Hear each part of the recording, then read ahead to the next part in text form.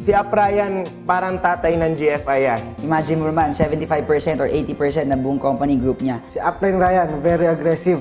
Sobrang iniidolo yung taong yan. Siya yung tumatay yung tatay namin, kuya namin sa negosyong to. Isa pa sa mga mentor ko yan. Lahat nakasandal sa kanya. Sa kanya kumukuha ng lakas. So every time I approach him, willing na willing naman siya, sobra tulungan. Kung hataw at hataw lang, kung trabaho at trabaho lang, si Upline yan. Every time na kailangan ng tulong, andyan yan palagi.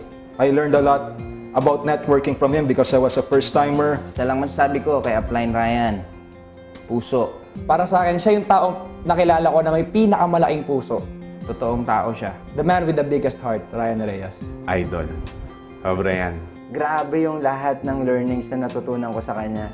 Yung gigil. Grabe, sobra magtrabaho. Talagang nakita ko yung passion niyan. Kung wala pa yung Upline Ryan ko, wala pa ako sa kinakalagyan ko ngayon. Kaya alam mo, kahit siya ka mapunta, lagi kong sinasabi, okay, thank you dahil mayroon isang Upline Ryan na nagtiwala ho sa kakayanan ko. Minahal ng bawat grupo, minahal ng bawat downlines niya dahil sa pagiging totoong tao. Doon ko nakita kung gaano siya kadeterminado na umahon. Ryan Reyes, very transparent person. Never afraid.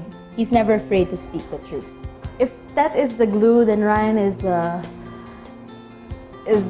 raging bull. He's an icon. He's a walking inspiration. He doesn't let anything get in his way. It's always the truth that comes out of his mouth. You just look at his results. You just feel his intensity.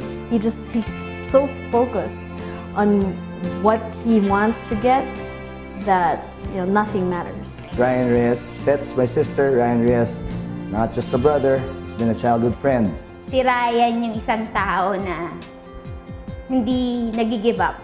Ryan Reyes, the hard worker. Ryan Reyes, the committed father, the family man. Siya yung tipong taong gagabayan ka niya, parating andyan. And a person who's not afraid to speak the truth.